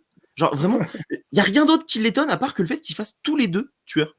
Et du coup, c'est là qu'il y a vraiment une complicité qui va se créer entre les deux. Et Netero va les voir à ce moment-là, va leur proposer un petit défi, leur dit si vous arrivez à prendre le ballon, c'est bon, vous êtes Hunter, pas besoin de passer les autres tests. Les deux essayent, et en fin de compte, Killua va se rendre compte que le président ne fait qu'avec une seule main. Il va dire c'est bon, j'abandonne, on est trop loin. Il va s'énerver, il va découper 2 gars au passage. Et là, tu as vraiment une case où en fait il dit bah, si je m'étais énervé, le vieux, je l'aurais tué. Spoiler, non. Mais allez, à ce moment-là, tu as un doute. Et du coup, t'as Gon qui continue et on voit vraiment sa détermination. Mais au-delà de sa détermination, on voit que son objectif, c'est pas juste d'accomplir quelque chose, c'est qu'il voit sur le très long terme. Il se dit, au pire, c'est pas grave, je vais continuer à apprendre, je vais le forcer à essayer d'utiliser sa deuxième main. Et donc, je progresse pour atteindre mon but. Je vais pas l'atteindre aujourd'hui, mais ce que je fais là, c'est pas inintéressant pour plus tard. Et donc, on va voir qu'il va taper dans l'œil de Netero, le classique des shonen où le héros se fait apprécier de tout le monde petit à petit. Et ils arrivent sur une autre épreuve. Encore une fois, c'est très rapide. Et cette fois, c'est une épreuve en fait où ils vont devoir descendre d'une tour. Sauf que il y en a un qui est un escaladeur. Oui, un escaladeur. Non, un alpiniste. Alpiniste. Voilà, je cherchais le mot. Qui va essayer de descendre et il va se faire bouffer par des sortes d'hommes à tête d'oiseau, des sirènes. Un truc horrible. Ouais. Un peu cauchemardesque. Et du coup, ils vont se rendre compte petit à petit qu'il y a de moins en moins de monde. Il y a de moins en moins de monde parce qu'en se mettant sur un morceau de la tour, en fait, ils peuvent rentrer dedans avec un système de plaques qui s'ouvrent. Et ils se retrouvent à 5. Portes cachées, quoi. Ouais, des portes cachées. Et ça forme des groupes de 5. Et ces groupes de 5 vont devoir avancer dans un labyrinthe en faisant des choix à la majorité. Sachant que Gon va se retrouver avec ses 3 acolytes, Killua, Leolio, Kurapika, et Tompa, le casseur de nouveau, dont on apprend que lui, son seul but, bah, c'est plus de devenir Hunter, c'est de faire en sorte que les nouveaux échouent. Parce que lui, il a ça, je sais plus, c'est un nombre énorme, il le passe tous les ans. C'est sa 35e, je crois. Voilà, donc ça fait plus de 35 ans. 35e examen et 30 successifs. Voilà, d'ailleurs assez marrant. c'est énorme. Et du coup, ils vont avoir un moment où ils vont affronter des prisonniers et il va y avoir différentes épreuves. Killua va affronter un tueur qui est présenté comme vraiment horrible et tout. C'est après ça. Ah, t'es dans le tome 3, mon ami, depuis un moment. Ah bah non, déjà. moi j'ai le tome 2. Hein. Ah bah, Oui, je te en dis fait, que je l'ai devant les yeux aussi. Ouais. Ah oui, mais je peux. Enfin, voilà. C'est pas Bah, Killua. Kirua, c'est tome 3. Hein. Oui, oui. Kirua, c'est tome 3. Hein. C'est, Le comment dire, combat le combat s'arrête. Ah, c'est Tomba. Tomba. Excuse-moi, c'est Tomba qui Ah oui. abandonne direct. Quel salaud. Ouais, Mon job. ça finit au combat de Gon. Ça finit Ouais, au ça finit combat au de Gon. combat de ouais. Gon. Et excuse-moi, c'est ma faute. C'est pas grave, c'est pas grave. Et Gon qui du coup va jouer contre un magicien, un joueur qui va truquer le jeu, qui va lui donner une bougie qui fond plus vite que l'autre, et c'est le premier qui a sa bougie qui s'éteint qui a perdu. Gon va se dépêcher, souffler sur la bougie de l'autre et gagner son combat. Gon fait preuve de réalisme et C'est ça. d'inventivité. Exactement, et c'est ce que je En fait, voulais dire juste rapidement. En dehors des règles. En fait, c'est qu'à la fois, oui, sur ce coup-là, oui, puis on va voir que ça peut se répéter. Mais que c'est un personnage pragmatique et sans jugement, et c'est ce qui le rend à la fois fascinant et dangereux, je pense. Sur pragmatique, il est logique, enfin, je veux dire, il se pose pas de questions, en fait. C'est comme quand on voit dès le tome 1 le passager qui va tomber par-dessus bord, lui, il se pose pas de questions, il fonce. Il saute. Alors que lui aussi, il va tomber, en fait, et c'est heureusement qu'il y a Kurapika et Léolio à ce moment-là pour le rattraper, mais c'est ça qui est hyper intéressant dans ce personnage, et en même temps, il est sans jugement, comme tu l'as très justement dit. Magnifique dialogue entre lui et Killua. Là, mes parents sont tueurs, je suis issu d'une famille de tueurs, enfin bref, tous les deux. Oui, donc lui, il n'est pas dans le jugement. Et ça peut effectivement être dangereux dans d'autres situations. Du coup, là aussi, on fait un petit tour. Ingé, ton ressenti sur ce tome 2 ? Tome 2 qui met en avant notamment Hisoka, que je trouve incroyable, déjà d'une part dans la caractérisation du personnage qui ressemble énormément à Toguro Junior de chez Yu Yu Hakusho, qui est un personnage qui est un antagoniste. Alors on ne sait pas trop au départ, mais il penche plus du côté de l'antagoniste. C'est pas un personnage hyper balèze, etc. Il a un corps un peu androgyne, il a du maquillage, il a des cartes. On est entre l'antagoniste clownesque et l'antagoniste hyper charismatique, mais c'est ce que j'adore, c'est que Hisoka, il est très mystérieux à ce moment-là. Hisoka qui d'ailleurs fait découvrir une sensation à Gon, puisque dans ce tome 2, il lui fait découvrir l'excitation du combat et du danger, ce qui est très intéressant. Et puis j'adore ce tome 2. Je vais pas revenir. Si, j'adore le combat Netero, Gon et Kirua qui est absolument incroyable. On voit encore une fois déjà la dangerosité de Kirua une fois qu'il sort du combat de Netero, de par son excitation au combat, etc. Mais également le côté très joueur de Gon qui a toujours envie de se dépasser et qui du coup inscrit vraiment le récit dans le shonen Neketsu.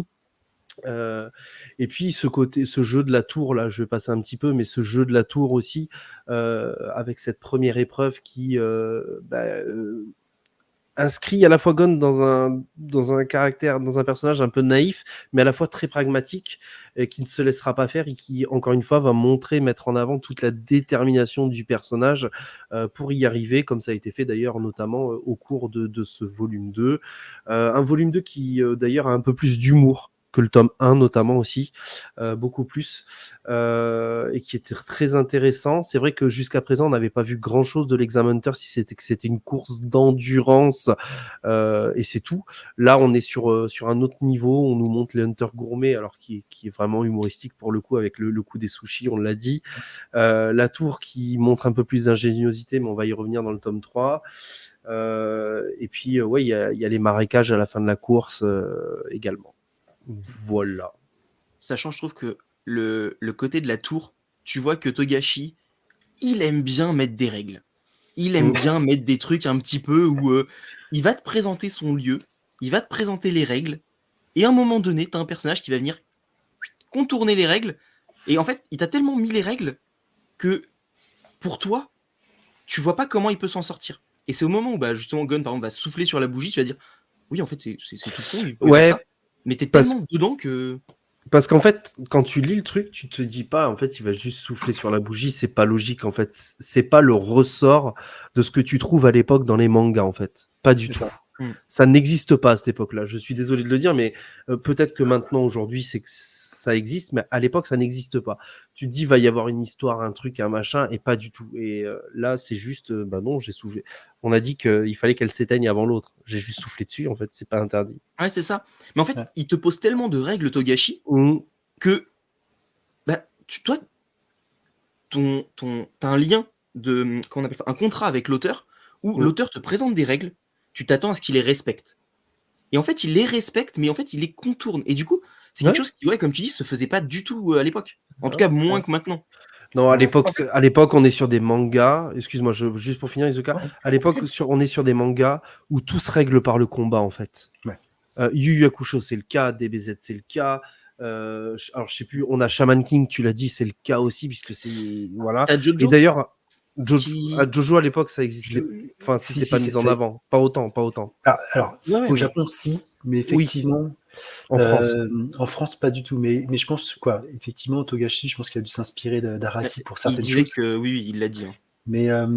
Mais tu as raison, en fait, les protagonistes ont des solutions qui semblent toutes faites pour des problèmes, alors que là, en fait, on est un peu surpris nous-mêmes, parce qu'on ne s'attend pas, on n'est pas dans cette résolution auquel on pouvait s'attendre. Et puis, je sais C'est pas ça, vous, mais mais je moi, pense le que- moment où Gon il éteint la flamme, j'ai un petit sourire qui part à chaque Ouais, fois. ouais, moi aussi. C'est bête, hein, Mais c'est mais génial. Ouais, non, mais je pense que c'est Togashi qui s'amuse, qui joue avec à la fois les situations, la narration. On l'a vu aussi, bah, on va pas spoiler, mais juste pour la fin du Yu Yu Hakusho, il y en a qui sont chagrinés de la fin. Moi, je la trouve brillante, en fait. Je pense que c'est vraiment Togashi qui s'amuse un peu, qui fait son doigt d'honneur à l'éditeur à sa façon, et qui s'amuse en jouant avec les codes de cette manière, qui peut terminer un manga. Alors, on pourra en reparler peut-être un jour si on fait une émission sur Yu Yu Hakusho, mais en tout cas, là, il joue clairement de la situation. C'est-à-dire que, comme vous l'avez dit, il définit des règles, mais il joue avec les mots. C'est-à-dire, ah, mais j'ai pas dit qu'on pouvait pas faire telle chose ou telle chose. C'est comme effectivement, on voit bien que, visiblement, on a le droit de tuer dans n'importe quelle épreuve de l'examen de Hunter, peut-être sauf une, et peut-être la plus importante, mais ça, on y reviendra aussi. Mais c'est ça qui est très intéressant. C'est-à-dire que, comme vous l'avez très justement dit, il y a des règles qui sont installées pour mieux être contournées, en fait. Et je crois que Netero, c'est ça qui l'amuse aussi. Parce que quand on connaît un peu mieux le personnage de Netero, c'est génial de relire cet homme-là. On voit bien, Netero, c'est un gamin qui a je sais pas quel âge, en fait. Ce qu'il veut, c'est jouer au ballon avec des gamins qui ont un vrai potentiel et s'amuser en mettant des règles pour les contourner. Voilà. Et C'est ce d'ailleurs- qui l'amuse et c'est ce qui me fait kiffer. vas-y, Julien. Ouais, Non, il y a non. encore toute cette question de l'ambiguïté sur la moralité, quoi. Parce que Ouais. les hunters, on voit bien qu'ils ont un sens de la moralité qui est très fluctuant, en fait. Qui est très fluctuant. Et moi, ce qui m'avait particulièrement marqué dans ce tome, c'est effectivement ce combat de balles, mais surtout quand Kiroha sort, et effectivement, comme tu le dis, il va se défouler. En fait, on a à la fois un changement graphique par rapport à ce qu'on avait avant, qui était hyper cartoon, où on voit ils sont vraiment mode chibi, tout fin, etc. Et après, on a l'image de Kiroha qui fait beaucoup plus vieux, beaucoup plus massif, avec cette violence et du coup, Beaucoup plus Togashi, il fait réaliste que aussi. ça. Ouais, il fait des allers-retours entre les différentes phases pour accentuer les parties. Et c'est brillant, en fait, sur Tu ça. passes Parce d'un que truc ça donne plus ligne claire à d'un seul coup beaucoup de petits traits pour faire les ombrages et tout. Enfin, ça a des vrais c'est le impacts, jour et en la fait. nuit. Il leur fera avec Hisoka de manière hyper efficace aussi. Et effectivement, tu vois, ce qui est génial, ce que ça raconte aussi, c'est qu'Irua, là, à ce moment-là, il est frustré, comme un gamin qui vient de perdre un match ou un truc comme ça, qui tape dans le ballon ou qui jette sa manette quelque part. Parce que Sauf là, que c'est Kirua notre qui échelle. s'énerve, ça fait un peu. Voilà, c'est ça, exactement. Ça fait un peu plus de dégâts, quoi. Donc, Et j'allais dire aussi que les personnages, en fait, ils sont tellement bien caractérisés que même quand il les a fait évoluer après, il y a une cohérence avec ce qu'il a fait dans les premiers tomes. Au niveau de la caractérisation. Netero, bien sûr, au niveau puissance, d'un seul coup, c'est autre chose plus tard. Mais en soi, tout pouvait être là dès le départ. C'est pas comme dans certains trucs où tu te dis, bon, genre Shanks qui se fait manger le bras dans One Piece, quand t'arrives plus loin, tu te dis, c'est bizarre ton truc. Enfin, maintenant, Hunter x Hunter, t'as pas ça. Non, t'as pas effectivement des choses qui posent Aussi question. invraisemblable. Je suis d'accord. D'ailleurs, Néanmoins, t'as même un c'est pas petit pour One truc. Piece, on n'est pas à l'abri d'une surprise. Bon, enfin, là, ça va, c'est le premier chapitre hein, dont j'ai parlé, hein, pour Shanks. Oui, non, mais ce que je veux dire, par rapport à ce qui s'est passé, on sait pas. Ah oui. Et du coup, juste le moment où Hisoka se prend le flotteur de Gon, c'est un indice sur ce qui va se passer bien plus tard et ce que Gon va comprendre bien plus tard. Parce que le moment où il réussit à frapper Hisoka, Ouais. ça va se répéter. Et ça va se... Enfin, c'est vraiment... Bon, on en reparlera après, mais Ouais. je trouve que c'est tellement bien fait. Enfin, vraiment... Ah, mais il y a plein de. Il y a En fait, plein de choses qui vont se répéter, comme le jeu de la balle, justement avec Netero qui, tu l'as dit au tout début, avec le ballon prisonnier. Il y a plein de choses qui reviennent. Il y a plein de Mhm. choses. Là, typiquement, l'arc, enfin pas l'arc, mais l'épreuve où on en est de ces choix qui va amener à tous les combats dont on va parler là prochainement, c'est ni plus ni moins qu'une avant-première de la Tour Céleste. Ah bah complètement. Oui, c'est clair. C'est une D'ailleurs, revisite tu vois, d'un certain arc, quoi. Mais ouais, d'autres... quand Léolio fonce tête baissée sur Hisoka et quand ensuite Gon lui balance, donc comme on l'a dit, le coup de canne à pêche, ils ont gagné le respect d'Hisoka à ce moment-là, en fait. Hisoka, il s'agenouille devant Gon comme un père face à son fils, en fait. Il lui parle comme un gamin en disant mais t'inquiète pas, je vais pas le tuer, ton copain. Ça va bien se passer. Il est même c'est d'autant plus qualifié. flippant. Hein, mais... mais oui, parce qu'il s'est autoproclamé juge, Hisoka, en fait. Et quand tu vas voir à la Tour Céleste, tu comprends pourquoi il peut se permettre d'être juge, en fait. C'est ça qui est génial. Et effectivement, il lui dit, mais t'inquiète pas, il est qualifié, puis toi aussi. Et après, on va le voir que le Gon Hisoka, c'est que le début, quoi. Tout à fait. Est-ce que, du coup, les comics du prof, Hisoka, est-ce que vous avez des choses à rajouter sur ce tome 2 ou on passe au tome 3? Bon, on peut passer au tome... Enfin, moi, en ce qui me concerne, j'ai pas mal réagi déjà. Ouais, moi aussi. Ok.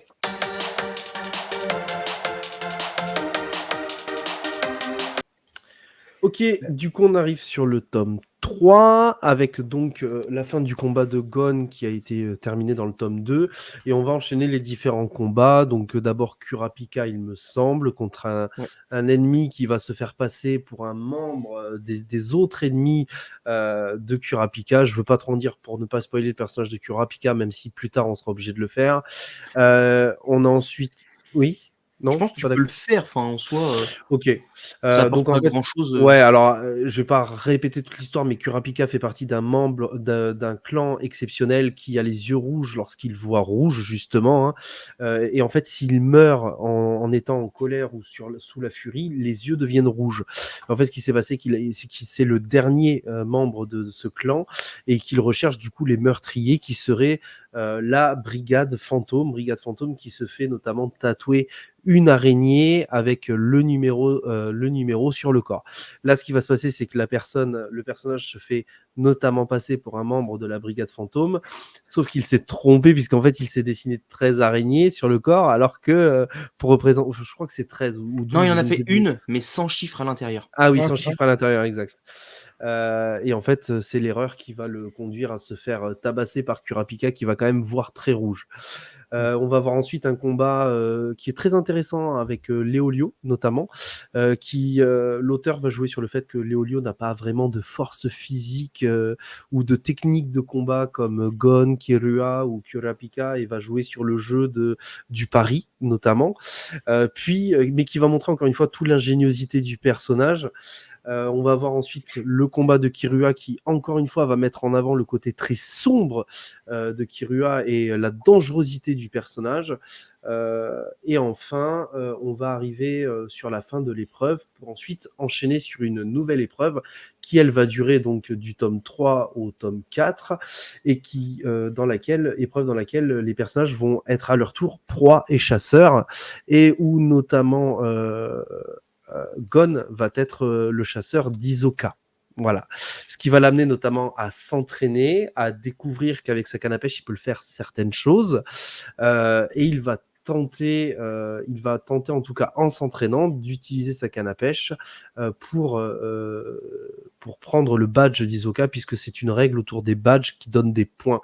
Et on va être beaucoup dans l'observation de son environnement, l'observation de ce que font les autres et la répétition de certains mouvements pour s'entraîner, devenir plus fort. Je pense qu'on peut s'arrêter là pour ce tome 3.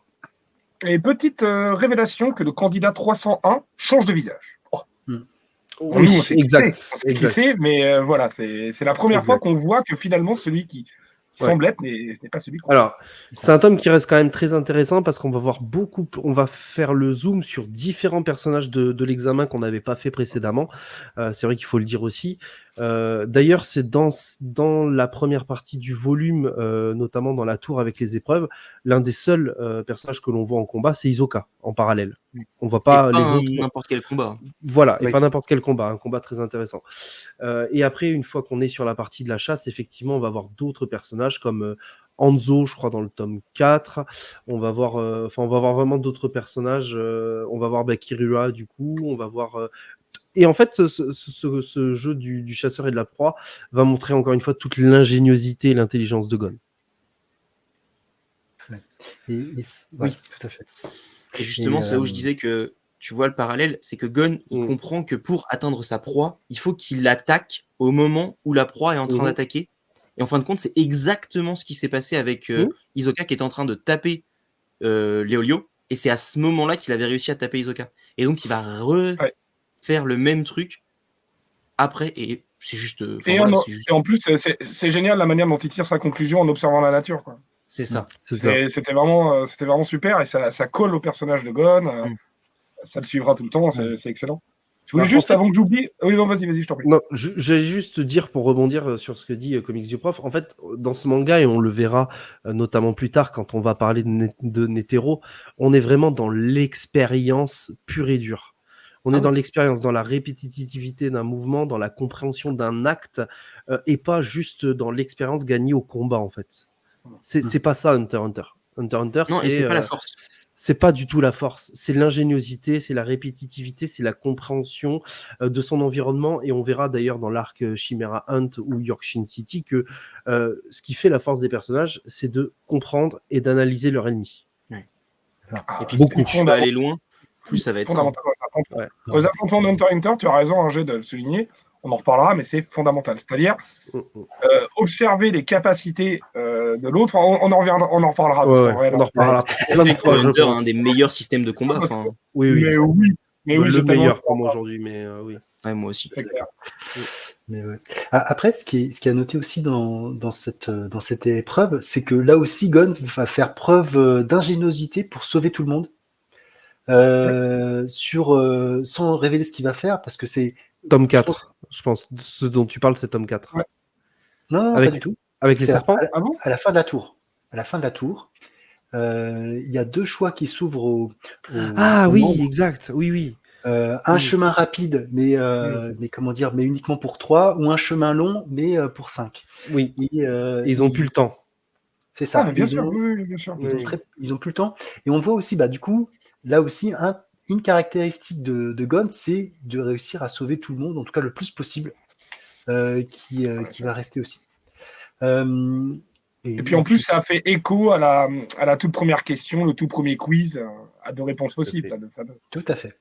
Donc c'est comme tu disais, il y a des règles, mais en fait on peut les contourner, on peut aller plus loin, on peut faire des choses. Et l'auteur s'amuse avec ça. Il s'amuse vraiment. Complètement. Mais il s'amuse qu'avec un personnage.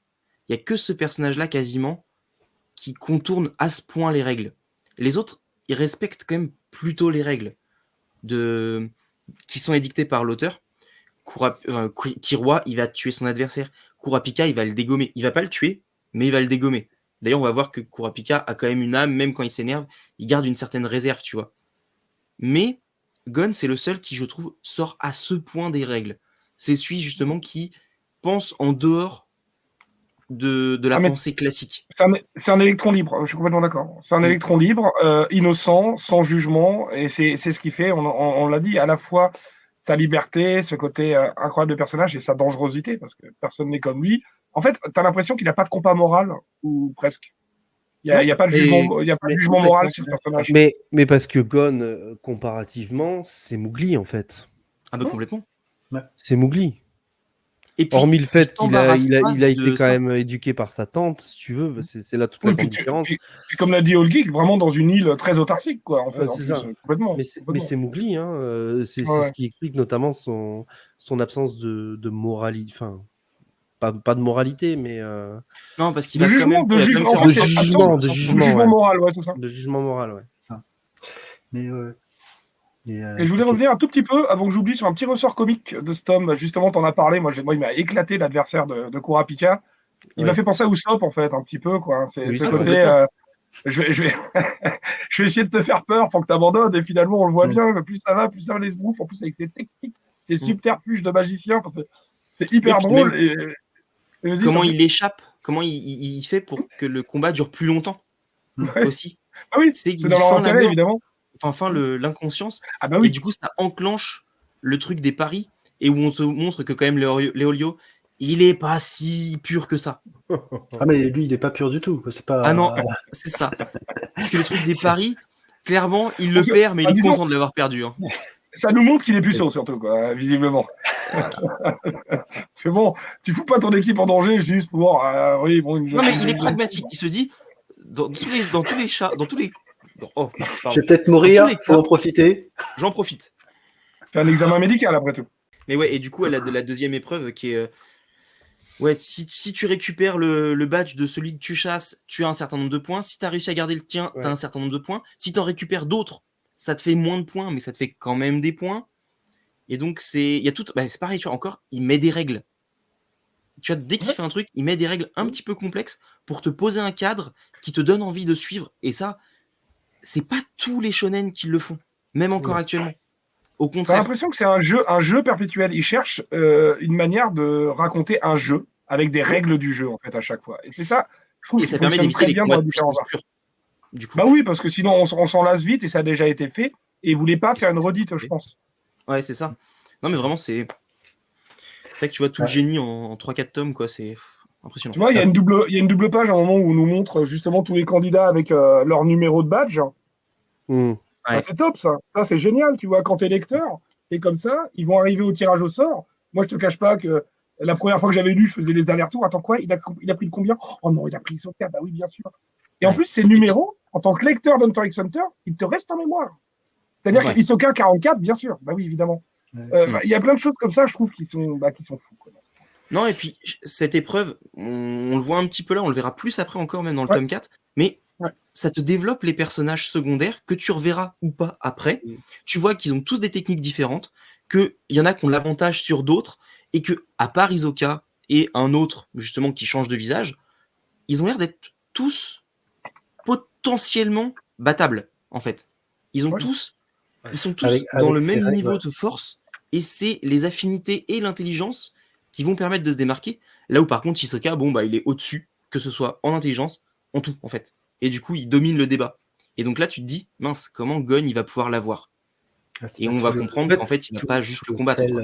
Tu te rends compte quand même, mais bon, le manga est sorti en 98 à l'époque, au Japon en tout cas. En France, il arrive en 2000-2001. On sort effectivement de la période de DBZ, et puis de tous les gros shonen, où tout se règle par la violence, enfin il faut le dire, et où il y a justement pas de règles, puisque la seule règle en réalité, c'est le chaos technique, ou la mort, en réalité. C'est ça. Mais et tous les shonen, c'est comme ça. C'est Senseiya, c'est DBZ. On arrive sur Naruto, on voit très bien qu'en 2000, Naruto, enfin, je suis désolé, mais le tournoi des Chunin, c'est la même chose. Bleach, c'était un petit peu pareil. Et vraiment, c'est le seul manga qui se démarque de tout ça, où justement, t'as l'impression d'être sur, et comme tu le dis, une espèce d'équivalence en termes de force, etc. Et où t'as pas un ennemi. Alors, tu sens qu'effectivement, il y a des personnages qui sont plus dangereux que Ouais. les autres, Normal. mais ils en imposent pas plus physiquement, et c'est pas forcément dit dès le départ, en fait. Juste, c'est d'autres personnages qui passent l'examen. Ça. Juste, je trouve que tu es médisant avec Naruto. Il y a une Non. technique qui est utilisée dans le tournoi de Chunin. Franchement, avec Kiba, aucun autre manga n'a fait ça. Je suis désolé. Je sais pas si tu vois. Bah, les chiens. Ouais. Tu te souviens pas comment il le bat? Oui, mais bon, est-ce qu'on doit vraiment parler? Non, mais je suis pas médisant avec Naruto, mais Non, mais c'est ironique. Quand même dans C'est ce parce que c'est tournoi. à ce moment-là où il pète sur le nez de Kiba, Ah et oui, donc du coup oui, c'est non, juste mais- ça. Mais Je non, suis mais d'accord, même c'est bon. tout le tournoi est sur le chaos aussi à l'époque, hein, et ça change pas vraiment. Et vraiment, Hunter, non, il non. arrive avec ce côté-là où justement, c'est pas vraiment le chaos, c'est l'élimination directe de la personne qui passe le tournoi, parce que il a été moins bon qu'un autre en fait. C'est ça. Ouais. Et en plus, comme il y a des règles, tu Ouais. peux avoir différentes possibilités pour Mmh. arriver à la fin. T'es pas juste obligé de battre ton adversaire. Ouais, C'est c'est pas ça. juste un KO, C'est t'es ça. pas obligé d'être plus fort. Et d'ailleurs, on va Tu le peux revoir être dans plus le, malin. dans le tome C'est 4. ça. Hein. On va le Peut-être revoir dans qu'on le tome 4. va D'ailleurs, parler du peut-être tome qu'on 4 va pour tome 4, justement parler de Pour toute parler cette de cette épreuve. subtilité. Bah, je sens que ça nous brûle les lèvres, là, effectivement.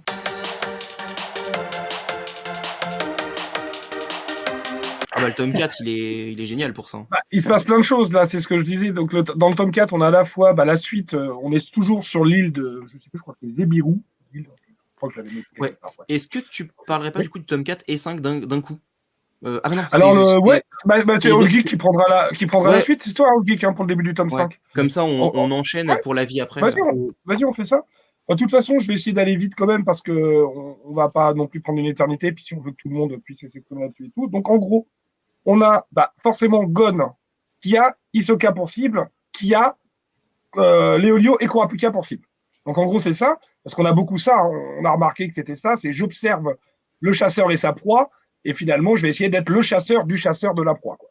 C'est vraiment un petit peu ça. Mais est-ce que nous, on n'est pas soi-même la proie, même si on se croit le premier chasseur? Parce que c'est ça que ça nous raconte, en fait, de qui on est la proie, de qui on est le chasseur.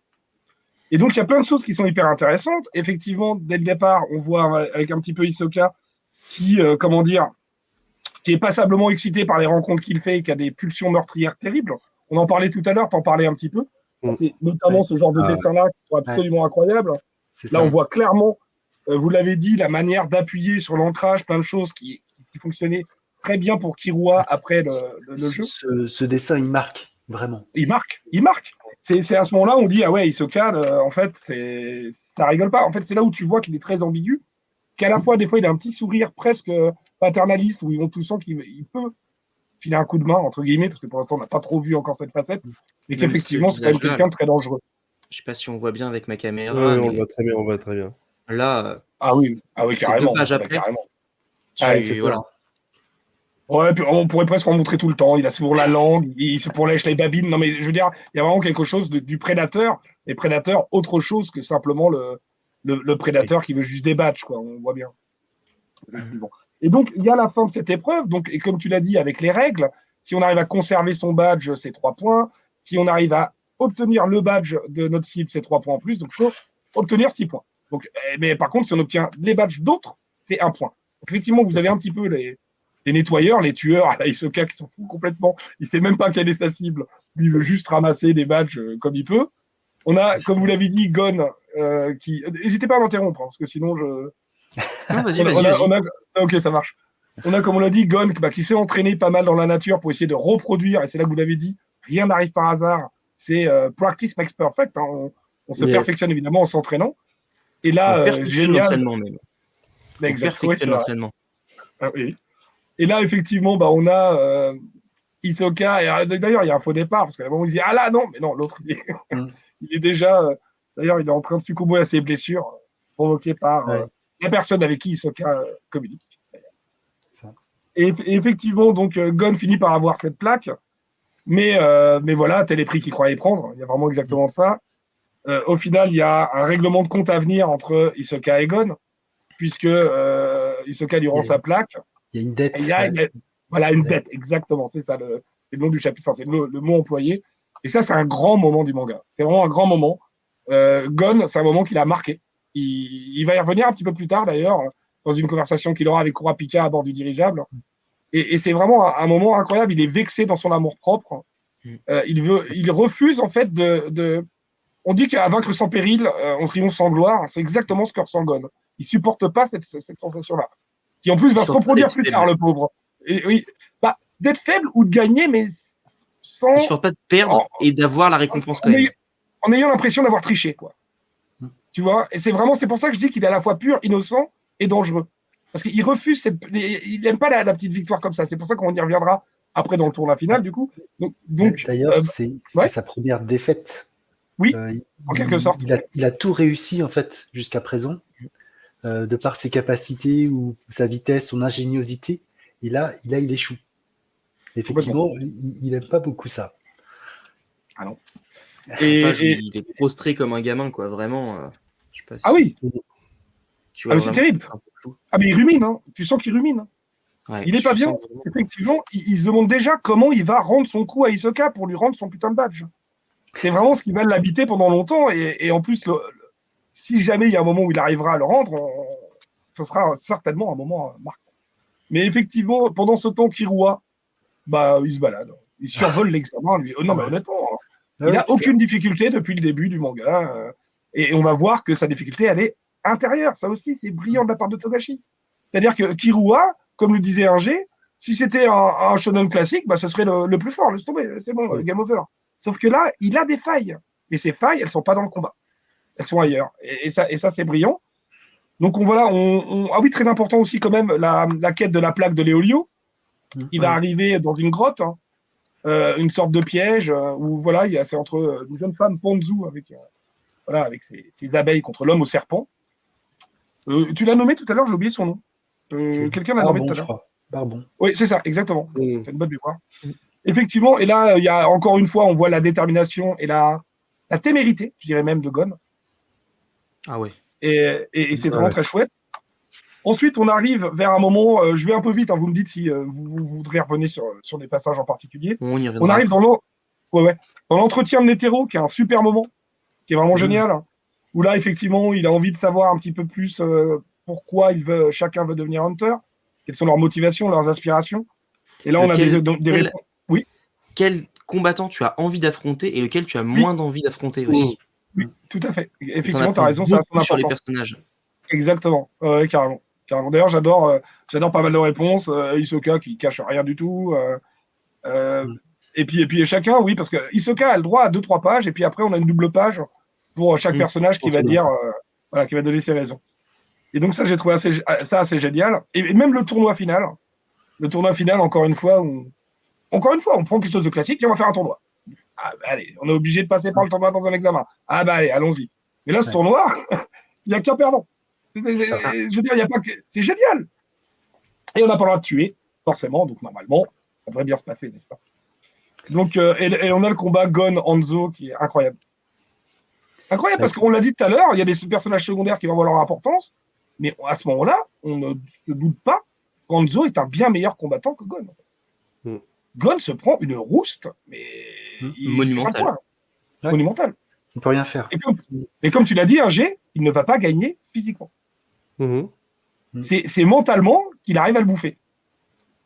Et ça, c'est aussi incroyable. Hanzo dans une impasse. Exactement. Et d'ailleurs, l'explication d'Hanzo est très touchante aussi. C'est que, non, je le respectais trop, je n'avais pas envie de... Non, puis je comprenais sa motivation, enfin, il y a plein de trucs qui sont... Il n'avait pas le choix, parce que s'il le tuait, il est éliminé. Oui. Et de toute façon, il n'arrivera pas à le faire craquer. Donc il se dit, bah, autant gagner du temps, passer à la manche d'après, et je battrai le prochain, quoi. Et comme on disait tout à l'heure, tu vois, ce côté aucun jugement moral de Gon qui est dangereux, c'est-à-dire il lui dit, mais même quand j'ai cassé le bras, j'ai senti aucune haine dans ce gamin, quoi. Ouais. Comment c'est possible de ne pas avoir de haine alors que je viens de lui péter le bras? Donc il y a plein de choses comme ça qui sont difficilement compréhensibles. Et évidemment, on arrive au moment fatidique où on apprend l'identité de celui qui a perdu. Alors, je sais pas si je le révèle ou pas, bah, il va falloir. De toute façon.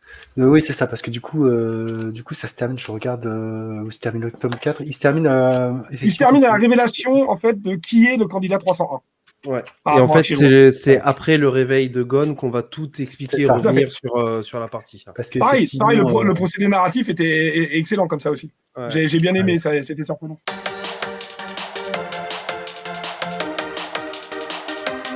Il y a un flashback effectivement sur ce qui s'est passé pendant que Gon était évanoui. Parce qu'effectivement, comme tu l'as dit, c'est la dernière épreuve qui permet de devenir Hunter, et Netero s'amuse beaucoup avec cette... c'est comment ça s'appelle ça? C'est un tournoi pyramidal où en fait effectivement il ne peut y avoir qu'un seul perdant. Et en fait, oui, j'ai oublié de donner les règles. Est-ce que tu veux qu'on les rappelle ou c'est pas nécessaire? Non, je pense que ceux qui liront découvriront de quoi on parle. Exactement. Mais et moi, le côté jusque boutiste de Gon, parce que on le voit bien que bon, Hanzo est dans l'impasse, mais Gon aussi finalement, parce que lui, il n'a pas non plus de solution à apporter. Et donc les deux s'affrontent et bon, finalement, ça. Il y a des moments très drôles d'ailleurs là-dedans où il lui dit non mais j'ai pas envie que t'abandonnes. Et l'autre, il lui dit, si, tu vois bien qu'on peut pas ne pas Ouais, c'est abandonner. ça. Non, je veux gagner, mais pas dans un combat parce que je peux pas gagner. Et tu C'est dis, ça. mais Non, en fait, C'est il lui le, dit, en c'est fait, ce que tu veux, c'est gagner en imposant tes conditions, c'est ça? Oui, absolument. c'est ça, c'est ce côté jusqu'au boutiste, jusqu'à l'absurde, parce qu'effectivement, les Oui. règles sont faites que soit t'arrêtes, soit tu Tu te gagnes. disqualifies. Mais en fait, tu peux pas, il n'y a pas de juste C'est le milieu. côté soupe à l'oignon et crouton d'Astérix en Hispanie, tu sais, c'est les deux gamins qui se retiennent de respirer, mais façon Gon, quoi. C'est ça, exactement. Et donc, effectivement, ça se termine avec Gon, qui donc est le premier candidat à devenir Hunter avec cette dernière épreuve. Et il va apprendre ce qui est arrivé aux autres candidats, dont Killua, qui affronte ce personnage à clous. Là, je vais rester cryptique pour laisser un peu de mystère sur tout ça. On le révélera la prochaine fois. Oui, non, pas sûr. Pas Parce que forcément, on n'est pas je crois pas obligé. qu'il apparaisse. Ah, Non, si, il si. apparaît C'est pas pour tout. ça qu'il retourne chez sa famille, du coup, Killua. Donc, t'es obligé de bien de dire qui c'est. De toute façon, ceux qui Bah, regardent ça, en gros, ils l'ont lu, hein, le manga. Oui, mais Tu bon, peux spoiler, hein. Ouais. je Si, pourrais s'il y a spoiler, quelqu'un, quand on est à 1h15 de live et qui a pas lu le manga, il est plus à ça près, hein. En vrai. mais là, En ça tout cas, va. j'espère qu'on lui a donné envie, quoi. C'est ça. Mais C'est je ça. vais quand même rester cryptique parce que pour moi, il y a en fait là où ça va être très intéressant ce combat effectivement. Killua va tomber sur un gros os, on va dire ça comme ça. Donc ce personnage à clous qui, comme on l'a dit, a une autre identité, une identité bien connue et qui pour moi est d'autant plus forte dans la manière dont ça va être montré avec ce qui va se passer par la suite dans l'arc des Chiméra Errantes. Et donc, on voit que il y a déjà tout en fait dedans. Il y a cette notion de Killua, comme on l'a vu, comme tu l'as dit, Isoka, physiquement, il n'y a pas de problème, mais psychiquement, il y a des blocages, il y a des choses qu'il ne peut pas faire, qu'il ne veut pas faire, et du coup, il va être disqualifié. Il va être disqualifié en interrompant le combat de Léolio et en tuant. Du coup, il est disqualifié pour meurtre. Je sais pas comment on peut l'appeler. D'ailleurs, Ouais, si. c'est ça. C'est ça, D'ailleurs, C'est des règles. c'est la règle, on n'avait pas le droit de tuer. Voilà, la règle, c'était si vous remportez un combat, vous êtes Hunter. Si vous êtes tué, vous désqualifiez. En gros, il y en a qu'un qui. donc C'est c'est le seul à avoir raté. les autres. Voilà. C'est le seul à avoir raté. Tous les autres sont qualifiés.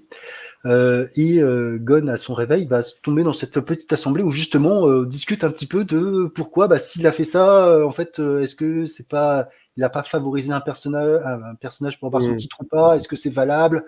Est-ce qu'il n'y a pas eu des manigances? Il y a un peu de suspicion et de secret en fait au cours de ce tome qui seront révélés plus tard. Et en fait, on voit aussi que globalement, Gon, encore une fois, va agir et va interagir avec ce personnage au clou, je vais l'appeler comme ça, et montrer aussi tout son potentiel et sa dangerosité. D'ailleurs, celui-ci fait plus ou moins sentir à Hisoka qu'il, s'il pouvait, il tiendrait pas 2 secondes et qu'il vaudrait mieux l'éliminer tout de suite, parce que plus tard, ça serait très dangereux de le garder en vie. Hisoka met son veto. C'est ça, exactement. On voit bien d'ailleurs qu'il y a entre ces deux personnages, il y a une relation là aussi qu'on connaît pas vraiment. On sait qu'ils ont été alliés pendant les épreuves, mais c'est pas très clair sur finalement qui est quoi. Est-ce qu'ils sont amis? Est-ce qu'ils sont juste partenaires? Est-ce qu'ils sont en affaires? Là aussi, il y a tout un Tu sens mystère. qu'ils ont des intérêts communs, mais tu C'est sais ça. pas jusqu'où ça va. Exactement. Et pendant que j'y pense, je voulais juste rebondir, le geek, avant de te laisser continuer, par rapport à Hisoka, sur on disait qu'il est largement au-dessus de la mêlée, sur toutes les personnes qu'il rencontre. Il y a une personne qu'il a envie de rencontrer et d'affronter quand même. C'est justement la personne avec qui il passe l'entretien. Eh ben oui, c'est ça. Oui, Parce que là, il y a Hisoka qui sent tout de suite qu'il y a éventuellement un adversaire à sa mesure. Donc c'est pour ça que Togashi nous montre déjà quand même l'impact et d'un Hisoka et d'un hétéro dès les premiers volumes. Et qu'on te montre que l'examen Hunter, en fait, c'est peut-être pas que des gens qui sont plus faibles que les Hunters qui y vont, mais que tu as peut-être des gens qui sont déjà plus forts que la plupart des Hunters qui peuvent passer le test. Et déjà, tu vois, ça te pose le fait que le Hunter, c'est pas c'est pas comme dans la plupart des tournois où on te reconnaît ta force, c'est plus un droit de passage pour devenir quelque chose d'autre, pour obtenir des droits que tu n'as pas sinon. Et d'ailleurs, c'est très clairement dit dans ce truc-là, où on apprend qu'il y a certains personnages qui ont besoin du titre de Hunter pour aller dans certains pays, pour faire certaines choses, C'est et ça. c'est tout. C'est Et une juste clé, une c'est une formalité. clé qui ouvre d'autres portes. Ouais, c'est ça. Bah, d'ailleurs, Et- le et- personnage au clou. C'est Et qui lui te le dit. déverrouille quand même certains fonds bancaires, puisqu'on te Oui, dit voilà. que tu as Ça- certains avantages. Je crois que toutes les organisations publiques, il me semble, sont à ta disposition C'est gratuitement. ça. Et au De pire toute façon, on des cas, l'apprend un peu plus après, je crois, non? ouais. On l'apprend un peu avant, c'est déjà un peu Ouais. dit, mais là Ouais. c'est vraiment montré. Et on te dit également à la fin du tome que de toute façon, si tu vends ta carte, typiquement, tu as de quoi vivre pendant 7 vies tranquille. Donc au pire des cas, si tu es un chasseur de trésors, bah, grosso modo, tu as des facilités en termes de voyage et en termes de frais. Et si tu es juste là pour la thune, bah, tu as quand même gagné ta vie en fait. Hein. Donc quoi Mm. qu'il arrive, t'es yimbe, comme C'est dirait ça. l'autre. Et ce qui est aussi intéressant, c'est parce qu'en fait, à un moment donné, il y a une discussion entre les juges sur ces nouveaux candidats et ceux qui les marquent, etc. Et en fait, on voit bien que Hisoka rentre dans la catégorie de déjà d'un autre groupe Mm. qu'on découvrira un peu plus tard. Et je vais terminer très vite sur le dernier chapitre, du coup, le 38, où Gon va présenter la carte qu'il a depuis le tome 1, cette carte de Double Hunter. À Satotsu, je crois, c'est le Oui. premier juge, Mm. qui va justement lui dire que c'est cette personne qui suit, qui a fait des découvertes historiques et pour l'humanité, etc. Et donc, il va lui dire que vraiment, il a beaucoup de chance d'avoir cette carte en sa possession, et puis il va l'expliquer un petit peu que cette carte a été attribuée il y a 20 ans, etc., etc. Pas mal de petites choses. Et surtout, on apprend finalement que l'examen n'est peut-être pas complètement terminé. Ça se termine sur cette partie-là. Il y a deux choses qu'on apprend. C'est effectivement que l'examen n'est pas totalement terminé. Et on apprend également, puisque je crois que l'arc se finit vraiment sur la partie de recherche aussi du père de Gon. Ça fait encore partie de l'arc, il me semble, quand ils sont sur un espèce d'internet où ils trouvent Gene Freaks, effectivement, dans la base de données de Hunter, mais où on dit qu'en fait, Gene Freaks, top, c'est données confidentielles. Classé confidentiel. Voilà. Donc on sent déjà que le personnage est un personnage hors norme, à part. Ce qui est assez marrant aussi, c'est que effectivement, tu as raison, il y a tout cet aspect ordinateur, un peu Internet. C'est l'explosion d'Internet dans notre vraie vie à ce moment-là, hein, dans les début des années 2000. Et on voit que c'est à la fois très marrant parce que très imagé dans la manière d'être représenté, et on voit toutes les possibilités qui sont offertes dans ce monde qui est à la fois similaire mais un peu différent quand même. Et aussi on voit du coup que Gon, tout ça, toute cette partie technologie, communication, ça lui est complètement étranger. Et il découvre tout. Et ça se termine comme ça. Et après, suite au prochain arc.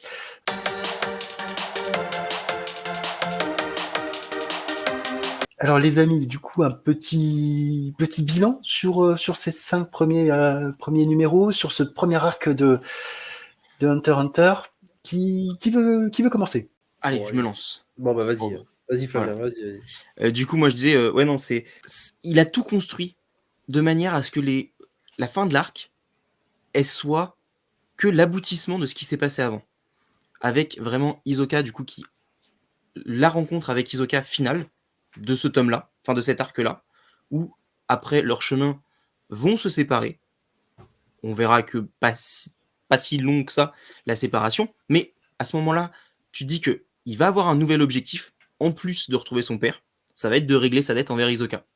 Et le combat, toute cette scène-là, parce que c'est pas vraiment un combat, c'est plus une saisie d'opportunités entremêlées. Et tu vas voir que Gon, en fait, il va se faire avoir, on va se faire avoir aussi, parce que personnellement, moi, quand j'ai lu le manga, j'avais complètement oublié que Gon, il était aussi en train d'être chassé. Et c'est quand il se fait avoir que je me dis, mais oui, en fait, c'est logique que lui aussi se fasse avoir.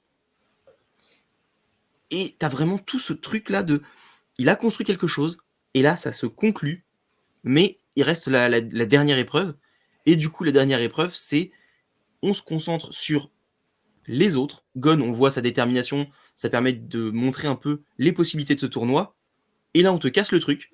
Le tournoi, en fait, tu le verras pas.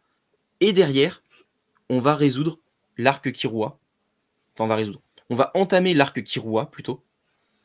Et Kurapika Leolio, juste pour l'instant, on n'en sait pas plus. Et on n'en saura pas plus. Ils sont comme ça, et pour l'instant, c'est bien. Il y a un petit teasing dans le tome 4, à la fin du tome 4, lors de l'affrontement entre Kurapika et Hisoka. Mm. Parce qu'il se chuchote quelque chose à l'oreille et Oui. Hisoka abandonne. Donc Oui. on se doute bien qu'il va y avoir des répercussions à l'avenir. Il peut y C'est avoir ça. des trucs. Mais il construit vraiment sur le long terme, Togashi. Et Tout à en fait. fait, Voilà. là, tu as vraiment les prémices de tout ce qu'il va faire après. Il le fait là, dans une version condensée, dans un petit arc, parce que 5 tomes, c'est un petit arc, hein, même si pour un début, c'est quand même un arc qui est assez long, mais c'est pas un arc de 10-15 tomes comme il pourra faire, bon, mais il en fera pas 10 tomes, 6 sera plus la norme après. Là, c'est vraiment un petit arc condensé dans un monde clos avec des personnages qui sont assez peu nombreux finalement, même si t'en vois beaucoup, mais c'est plus des personnages très secondaires. Et c'est après qu'il va vraiment réutiliser cette formule-là, mais en changeant les règles, et du coup, tu as toujours une impression de nouveauté. Ingé, du coup, tu voulais intervenir? Ouais, non, mais en 5 tomes, Togashi réinterprète totalement les codes du shonen Neketsu.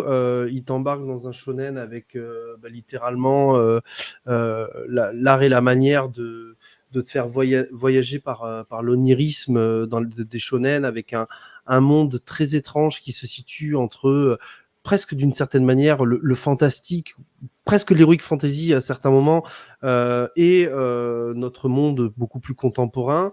Il y a un côté très noir, très presque polar sur l'écriture et sur certains personnages, où on l'a dit, et notamment Hisoka a vraiment appuyé sur ce point, c'est que on casse totalement le manichéisme ostentatoire du récit, où finalement les méchants ne sont peut-être pas si méchants, où les gentils ne sont peut-être pas si gentils.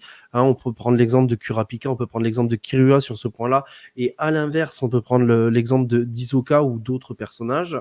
On, on se rend compte que il met l'accent. Alors effectivement, Togashi met peut-être pas l'accent le plus sur les dessins, et c'est des dessins qui peuvent potentiellement rebuter le nouveau lecteur. C'est effectivement ce qui peut lui être reproché, mais au-delà de tout ça, avec tout ce qu'il va mettre en place dans Hunter x Hunter et la façon dont il va appuyer sur la caractérisation des personnages avec des psychés qui leur sont propres, vraiment propres, il va totalement inventer quelque chose d'hors norme, et je pense que encore aujourd'hui, presque plus de 20 ans plus tard, Hunter x Hunter, finalement, même si ça reste un shonen avec des codes du shonen, s'adresse à un public plutôt mature de façon générale, dans sa façon d'être, dans sa façon de raconter, de parler. Et c'est un récit qui, aujourd'hui, n'a pas d'imitateur, en fait. Non. Je suis d'accord. Je suis assez d'accord. Et en plus, ce qui est assez fou, c'est que quand on fait le bilan de ces 4-5 premiers tomes, c'est que c'était une introduction, on n'a encore rien vu, en fait. C'est ça. Et c'est ça qui est Et fou, parce que pourtant, vraiment, toutes les bases sont là, quoi. toutes les bases C'est- sont là. C'est pour ça que vraiment, moi, j'ai relu ces premiers tomes que j'avais pas lu depuis très longtemps, que j'avais pas relu depuis très longtemps, les premiers. J'ai pris énormément de plaisir à les relire, en fait. J'avais peur qu'ils soient très génériques, Eh ben non, en fait. Il y a vraiment toute l'essence qui est là, le cœur est là. Il y a, comme tu l'as dit, il y a les bases et il y a même un petit peu de foreshadowing, c'est-à-dire d'éléments à venir teasés. Donc, vivement qu'on parle du prochain arc. C'est ça. Mais c'est exactement ça, cette sensation en disant, au final, ils ont leur examen, mais ça n'est que le début de leur aventure. C'est vraiment presque un prologue, en fait, parce que c'est vraiment après que les choses se corsent. Là, ils ont... Et encore, les 2 prochains arcs, qui sont des arcs un peu plus petits, vont continuer d'étendre ces bases. Oui. Ça Oui, va t'as être raison, encore il y a des petits arcs de transition avant d'arriver à la Tour Céleste. au vrai premier arc du La Tour manga Céleste, qui va c'est tout lancer. 5-7, c'est deux petits tomes. Hein. Mhm. Mais je pense qu'on aura beaucoup plus peut-être à dire que... sur On aura ces deux autant à tomes, dire que là, je pense. Autant à dire que sur ces 5 premiers tomes que sur ces 2 tomes. Sachant oui, que il y a notamment un concept majeur dont on va oui. parler au moins une demi-heure, je pense. juste là, j'ai regardé pour comparer, pour avoir un peu les dates en tête, c'est quand même 10 ans après Jojo, donc la sortie. Donc, il y a quand même des inspirations du côté de Jojo qui sont évidentes dans le système de combat et qui vont aller encore plus loin dans le système de combat au niveau de la ressemblance. Mais on en reparlera plus tard. Il va trouver sa propre voie après aussi. Tout à fait. Mais En je fait, sens que dans ces premiers tomes, l'influence Jojo, elle est là. Parce que tu vois, j'ai lu moi les 4 premières saisons de Jojo en manga, et c'est à peu près là où c'était quand ça a commencé à sortir. Et Jojo faisait déjà un peu ce que fait Hunter x Hunter en termes de mind game, tu vois, Oui, où c'est vraiment ça. tu vas essayer d'influencer l'autre, tu vas essayer de machin. Il le faisait déjà, mais Togashi, il va petit à petit se détacher de ce que faisait enfin de ce qui se fait dans Jojo pour trouver son propre truc. Et je trouve que là vraiment tu sens que il prend ce qui se fait de meilleur en termes de système de combat, en termes de narration, et qui mélange un peu tout ça avec ce qu'il aime lui. Et Et ça, moi je trouve que c'est un tu mélange fais qui est encore. du teasing sur la suite. Tu fais Non teasing mais sur la même suite. Et- au niveau du système de combat, juste là déjà, Mm. tu sais, le fait que ce soit pas juste un combat de puissance, Bah, juste ça déjà. l'ingéniosité, effectivement, ça a toujours fait partie des combats de Jojo Ouais. où le Ouais. plus fort ne gagne pas forcément. Mais il te met Euh, ça dans un enrobage qui n'est pas juste du combat, là où la saison 3 de Jojo, pour ceux qui l'ont lu, excusez-moi, hein, c'est juste combat, combat, combat, mais combat, non, combat. tu peux pas dire ça. Je Ah ne te si, laisserai pas si, dire si, je ça. peux dire ça et je l'assume. Mais bon, on n'est pas sur Jojo, mais voilà. On Moi, va pour couper moi, cette partie-là. Par contre, il y a un autre point aussi à souligner qui est très intéressant, c'est que même s'il y a potentiellement des influences, on les ressent pas vraiment, et c'est clairement pas aussi visible qu'un Naruto avec son DBZ par exemple, où tu as la même couleur de tenue et où c'est tellement explicite que, enfin voilà, c'est clair quoi, ça se voit, c'est les mêmes couleurs de ouais. pouvoir, c'est les mêmes Mais tenues, c'est Naruto, les il mêmes est choses. blond, alors que Son Goku, il est brun. Ta Gon, gueule, il est super brun aussi. guerrier. Si je dois être de mauvaise foi. Non, mais par contre, il y a une vraie inspiration vraiment de Yu Yu Hakusho, puisque Gon, il a les mêmes couleurs de vêtements que le Qui est personnage. Ah oui. Shiki, ouais. Mais je crois que c'est assumé hein, par l'auteur. Hein, C'est que... totalement assumé. Ben, par la suite le pouvoir de Gon. Mm. J'ai pas lu Yu Yu Hakusho. T'as pas lu Yu Yu Bah, Yu Yu l'erreur, Hakusho, l'erreur. il Bah, tire j'attendais une il tire perfecte son doigt. parce que la Star Edition, tu vois, j'ai fait l'erreur sur Slam Dunk. Je me dis, j'attends un peu la perfecte pour voir si elle sort ou pas. Elle sortira, elle sortira. Bon, je pense. Est-ce qu'on a fait le tour? Est-ce que tout le monde, je pense qu'on est tous assez unanimes sur ce premier arc Ouais. Oui. qui fait vraiment le café, il faut dire ce qui est, hein, même un peu plus. Ouais. La Un suite, plaisir hein, de relire. oui. Ouais, c'est un gros plaisir, un gros kiff. Ouais. J'ai Moi, très envie de relire la suite direct. En fait. et vraiment, Tu m'étonnes. j'ai toujours autant de plaisir. Ouais. La suite dans une prochaine émission, très bientôt au programme. Merci à tous, n'hésitez pas, vous connaissez la chanson, à liker, à vous abonner, à commenter. Voilà. On est preneur de vos réactions sur ces 5 premiers tomes et de voir un petit peu ce que vous pensez de Hunter x Hunter. Et sur ce, on vous dit tous ciao ciao. Salut. Ciao. Salut.